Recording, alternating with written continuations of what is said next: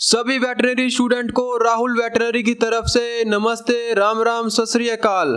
आज हम लेके आए हैं आपकी प्रॉब्लम का सलूशन, क्योंकि आज हम इस वीडियो में बात करने वाले हैं आईवी फ्लूइड के बारे में कि कौन सी बीमारी में हम आईवी फ्लूइड दे सकते हैं। आपको कैसे पता चलेगा कि इतने सारे फ्लूइड में से ये फ्लूइड यूज करना बहुत अच्छा रहेगा।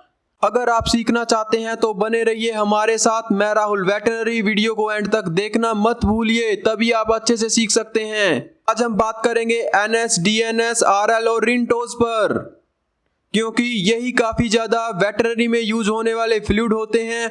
दरअसल स्टूडेंट इन्हीं फ्लूइड में कंफ्यूज रहते हैं कि फील्ड में हमें कौन से फ्लूइड यूज करने चाहिए ताकि हमें अच्छे से रिजल्ट प्राप्त हो सके। आप कुछ सीखना चाहते हैं तो एक कॉपी पेन निकालिए, सभी की सभी कंपोजिशन को कॉपी पर नोट कीजिए, उनके अंदर फील कीजिए कि कौन सा इलेक्ट्रोलाइट ऐड हो रहा है, कौन सा इलेक्ट्रोलाइट सब्ट्रैक्ट हो रहा है, कौन सा इलेक्ट्रोलाइट ज्यादा मात्रा में है, कौन सा इलेक्ट्रोलाइट कम मात्रा में है। तभी आपको अच्छे से आंसर मिल सकता है, अन्यथा आपको आंसर नहीं मिल सकता, क्योंकि यह एक अच्छा कंसेप्ट रहता है। अगर आप इसे समझ नहीं सकते तो आप कुछ नहीं कर सकते, समझना ही होगा आपको समझाने के लिए मैंने इनको दो ग्रुप में डिवाइड कर दिया गया है। सबसे पहला ग्रुप एनएस और डीएनएस का आता है, दूसरा ग्रुप आरएल और रिंटोज का आता है, क्योंकि सबसे ज्यादा यही फ्लूइड यूज होते हैं वेटरनरी फील्ड में।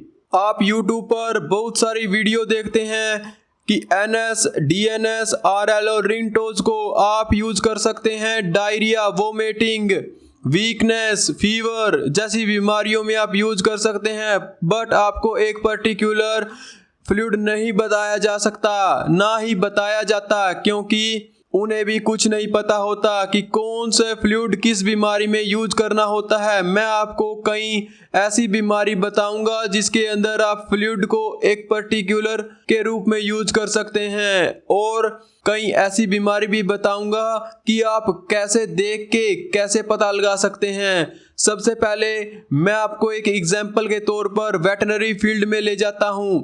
ले जाने की वजह से आपको ये पता चलेगा कि किस प्रकार से हम फ्लूइड को आइडेंटिफाई कर सकते हैं। तो हम वेटरनरी फील्ड में आ चुके हैं। हम मालिक से बात करते हैं कि उनका कौन सा जानवर बीमार है। वो बोलते हैं कि हमारा काल्फ बीमार है, 5 दिन से बोलेगा या फिर 1 दिन से बोलेगा। तो आपको एकदम से समझना है कि क्या बोला जा रहा है, कि हमारा पशु 1 दिन से बीमार है या हमारा पशु 5 दिन से बीमार है। अगर 1 दिन से पशु बीमार होता है तो आपको उस कंडीशन में पता चल जाता है कि इतना ज्यादा इलेक्ट्रोलाइट लॉस नहीं हुआ होगा, और मालिक या ओनर आपको बोलता है कि हमारे पशु 5 दिन से बीमार है, तो आप एकदम से समझ सकते हैं कि 5 दिन के अंदर तो इतना ज्यादा इलेक्ट्रोलाइट लॉस हुआ होगा।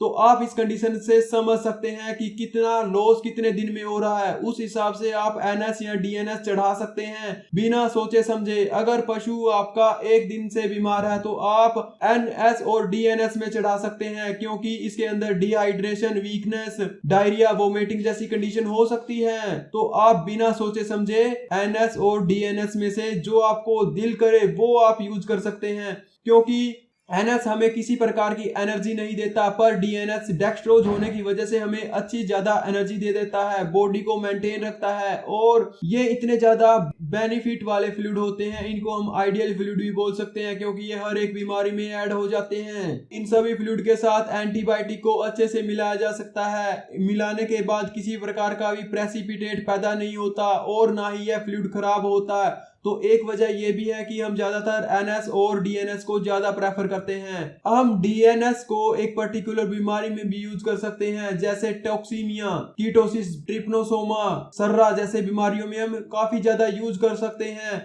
आपको एक पर्टिकुलर बीमारी में इसका एकदम से आप यूज कर सकते हैं। सबसे अच्छा एक तरीका और होता है कि कौन सा ब्लड बॉडी में डिसबैलेंस हुआ, तो इसके लिए आप लैब टेस्ट भी करवा सकते हैं। सबसे अच्छा और दी बेस्ट तरीका होता है कि आप अच्छे से लैब टेस्ट करवा के, ब्लड का लैब टेस्ट करवा के, तो ही आप आइडेंटिफाई कर सकते हैं कि प्रकार से किस इलेक्ट्रोलाइट की कमी हुई है, कौन सा इलेक्ट्रोलाइट डिसबैलेंस हुआ। तो इस हिसाब से भी आप पता लगा सकते हैं। सबसे अच्छा तरीका मैं आपको बताता हूँ कि ये तरीका होता है कि ब्लड टेस्ट करवाने का। अगर आप ब्लड टेस्ट नहीं करवाते तो आप एक तुक्के जैसी कंडीशन पैदा करते हैं। उस वजह से आपको अच्छे से पता नहीं लग पाता कि कौन सा फ्लूइड हमें यूज करना है। जो बड़े बड़े हॉस्पिटल होते हैं वो एकदम से ही रिपोर्ट तैयार करके और जिस फ्लूइड की जरूरत होती है वो फ्लूइड चढ़ा देते हैं, जिसकी वजह से रोगी एकदम से ठीक हो जाता है। तो यही एक अच्छी कंडीशन होती है। और बाकी जो हम बता रहे हैं वो तो एक तुक्के वाली कंडीशन होती है। हम वो देख के पता लगाते हैं कि कितनी ज्यादा वीकनेस हुई है। उसके बाद हम दूसरी ग्रुप पर चलते हैं, जिस ग्रुप के अंदर आरएल और रिंटोज आता है। आरएल और रिंटोज की आप कंपोजिशन को कॉपी पे नोट करेंगे और महसूस करने की कोशिश करेंगे कि कंपोजिशन ज्यादा मात्रा में है, कौन सी कंपोजिशन कम मात्रा में है, क्या चीज ऐड हो रही है, क्या चीज सब्ट्रैक्ट हो रही है। आप देखते हैं कि आरएल और रिंटोज में डेक्सट्रोज की मात्रा ऐड हो रही है। और एनएस और डीएनएस के कंपैरिजन में क्या होता है कि सोडियम इलेक्ट्रोलाइट को थोड़ी मात्रा कम कर दी जाती है, क्योंकि सोडियम इलेक्ट्रोलाइट क्या करता है कि जो हमारी वेन होती है उनको डायलेट करता है। तो इस वजह से हमारे लिए प्रॉब्लम हो सकती है। तो इसलिए आरएल और रिंटोज में इनकी मात्रा कम कर दी जाती है। इन फ्लूइड का भी सबसे अच्छा कारण होता है, आप सबसे पहले ब्लड टेस्ट करवा के डिफिशिएंसी का पता लगा सकते हैं, उनके बाद ही फ्लूइड को बॉडी के अंदर चढ़ा सकते हैं। एक पर्टिकुलर बीमारी होती है, सभी वेटरनरी स्टूडेंट कॉलेज यूनिवर्सिटियों में पढ़ते हैं कि इस प्रकार की बीमारियों में पढ़ते हैं और ये भी पढ़ते हैं कि इस चीज से किस चीज की डिफिशिएंसी होती है, तो उस हिसाब से हम चढ़ा सकते हैं। आरएल और रिंटोज दोनों सेम है, बस इनके अंदर डिफरेंस है। तो वो डिफरेंस है डेक्सट्रोज का, क्योंकि डेक्सट्रोज हमें ज्यादा मात्रा में एनर्जी देती है। हम इन फ्लूइड के साथ एंटीबायोटिक नहीं मिलाते, क्योंकि अगर एंटीबायोटिक मिलाते हैं तो ज्यादातर एंटीबायोटिक इनके साथ मिलाने के बाद प्रेसिपिटेट बना देती है। प्रेसिपिटेट बनाने की वजह से ये फ्लूइड खराब हो जाते हैं और हमारे लिए हानिकारक साबित हो सकते हैं। सबसे अच्छा बीमारी में आप एसिडोसिस में इनका प्रयोग कर सकते हैं, क्योंकि एसिडोसिस में काफी ज्यादा मात्रा में ब्लड में एसिड बनता है। उसको न्यूट्रलाइज करने के लिए हमारे पास सोडियम लैक्टेट एक ऐसा आयनिक कंपाउंड होता है जो हमारे लिए काफी मददगार साबित होता है। ये एक एसिड को न्यूट्रलाइज करता है, इस वजह से हम आरएल का प्रयोग करते हैं। आरएल इतनी ज्यादा मात्रा में हमें आयन देती है कि जो बॉडी में आयन की कमी हुई है, किसी रिएक्शन को पर्टिकुलर चलने के लिए आयन की जरूरत रहती है, तो वो यहाँ से पूरी हो जाती है। आप इन सभी बीमारियों में आरएल का प्रयोग कर सकते हैं। रिंटोज के अंदर क्या होता है कि डेक्सट्रोज ऐड होके आ जाता है, बाकी सब कंपोजिशन सेम ही रहती है। तो इसे हम कीटोसिस, हाइपोगैल्सीमिया, सेप्टिसीमिया जैसी बीमारियों में हम इसे दे सकते हैं। इसके ऊपर लिखा भी होता है कि इसे कौन सी बीमारियों में यूज किया जा सकता है। अगर आप लैब टेस्ट करवा के दोगे तो इसके अंदर हमें काफी ज्यादा मदद मिलेगी, हम उस हिसाब से इसे चढ़ा सकते हैं। इसको मल्टी इलेक्ट्रोलाइट डोज के नाम से भी जाना जाता है। इसके अंदर 20% डेक्सट्रोज पाई जाती है। आप समझ गए होंगे कि हम इन्हें किस किस कंडीशन में यूज कर सकते हैं। एक बार मैं आपको रिवीजन करवा देता हूं। एनएस के अंदर इतना ज्यादा मात्रा में सोडियम क्लोराइड होता है और डीएनएस के अंदर अगर हम सोडियम क्लोराइड के अंदर डेक्सट्रोज ऐड कर देते हैं तो वो भी एक डेक्सट्रोज का काम करेगा। आप इन्हें किसी भी कंडीशन में दे सकते हैं। कंडीशन एक्यूट हो तो अच्छा रहता है और क्रोनिक हो तो भी अच्छा रहता है। अगर आप आरएल और रिंटोज यूज करना चाहते हैं तो इसके लिए पर्टिकुलर बीमारी होती है, आप उन्हें यूज कर सकते हैं। डीएनएस के लिए भी मैंने बीमारी बता दी, उनमें आप यूज कर सकते हैं। आरएल और डीएनएस को अगर आप यूज करना चाहते हैं तो आरएल ज्यादातर डॉग में यूज होती है, काल्फ में यूज होती है। डीएनएस भी काल्फ में और डॉग में यूज होती है।